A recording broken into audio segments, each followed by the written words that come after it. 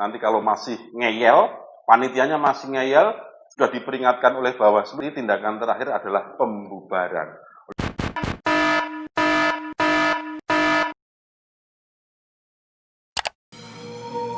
Halo sedulur Bawaslu semuanya, selamat pagi. Berjumpa lagi dengan saya Milhan Milko dalam rangkaian acara Baper Pilkada, bahas peraturan pilkada. Nah, hari ini sesuai dengan judulnya, ada banyak sekali peraturan-peraturan yang akan kita bahas, tapi karena keterbatasan waktu nanti kita akan bahas sebagian, yaitu berkaitan dengan metode kampanye. Seperti sedulur Bawaslu semuanya ketahui bahwa metode kampanye ini penting agar nantinya para peserta maupun penyelenggara dan juga masyarakat umum bisa merayakan pesta demokrasi ini dengan sebaik-baiknya, dengan seadil-adilnya, dengan tetap mematuhi peraturan-peraturan yang telah dibuat. Nah, sahabat Bawaslu maupun seluruh Bawaslu yang ada dimanapun, kita nanti akan membahas tentang khusus berkaitan dengan metode kampanye. Nah, apa saja metode kampanyenya? Sebentar, saya mau ngopi dulu.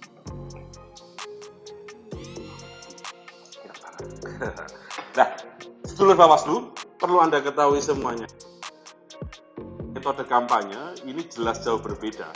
Karena seperti kita ketahui sekarang masih dalam masa pandemi corona, jadi peraturannya berbeda, metodenya berbeda dengan yang lalu-lalu, dengan pemilu-pemilu yang kemarin-kemarin yang mungkin sedulur Bawaslu juga ikuti, atau bahkan sedulur Bawaslu juga ikut dalam kampanye tersebut. Kalau biasanya kampanye-kampanye itu kan di lapangan-lapangan terbuka, ada dangdutannya, ada donor darahnya, ada kegiatan sosialnya. Nah, saat ini sudah tidak boleh.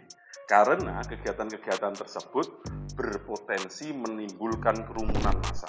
Kalau ada kerumunan massa kan berbahaya.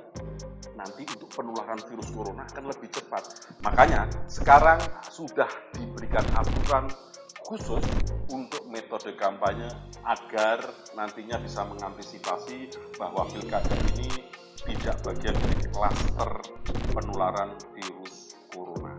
Apa saja peraturannya seperti yang tertuang dalam PKPU 13 tahun 2020 pasal 57. Dalam PKPU 13 tahun 2020 pasal 57, metode kampanye itu dapat berupa pertemuan terbatas, pertemuan tatap muka, debat publik pasangan calon, kemudian pemasangan APK, pembagian bahan kampanye, iklan di media sosial, iklan di media elektronik, dan iklan di media-media yang lainnya.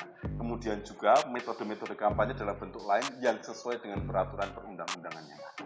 Nah, karena banyak sekali, saat ini kita akan khusus memfokuskan membahas tentang metode kampanye, pertemuan terbatas, dan pertemuan tatap muka. Agar semuanya, sedulur-sedulur Bawaslu paham.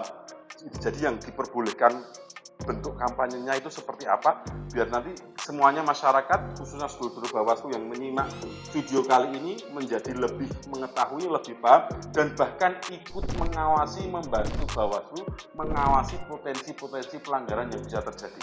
Misalnya, saat ini sesuai dengan PKPU nomor 13 tahun 2020 pasal 58 berkaitan dengan pertemuan terbatas dan pertemuan tatap muka itu harus dilakukan di dalam ruangan. Nah, ingat ya, di dalam ruangan. Khusus metode kampanye saat ini di era pandemi, pilkada di era pandemi ini khusus diperbolehkan hanya di dalam ruangan. Itu pun pesertanya dibatasi maksimal 50 orang. Ingat, 50 orang. Jadi kalau lebih dari itu, maka itu masuk dalam pelanggaran kampanye. Nanti kalau masih ngeyel, panitianya masih ngeyel, sudah diperingatkan oleh Bawaslu, maka nanti tindakan terakhir adalah pembubaran. Oleh sebab itu, maksimal dibatasi 50 itu dalam rangka nanti biar tidak ada potensi penularan virus corona. Termasuk di dalam ini, umpama ini digunakan untuk ruangan ini digunakan untuk kampanye. Jadi nanti ada pembatasan-pembatasan. Pesertanya itu dibatasi 1 meter tempat duduknya. Kemudian juga semuanya wajib menggunakan APD, minimal menggunakan masker. Dari hidung, mulut, dan sampai dagu harus tertutup. Juga nanti diharapkan tidak ada lansia, ibu hamil maupun anak-anak yang ikut dalam kampanye tersebut. Kemudian juga harus disediakan sarana sanitasi yang memadai, ada sabunnya, kalau perlu ada hand sanitizer-nya. Terus kemudian juga tidak boleh menciptakan kerumunan.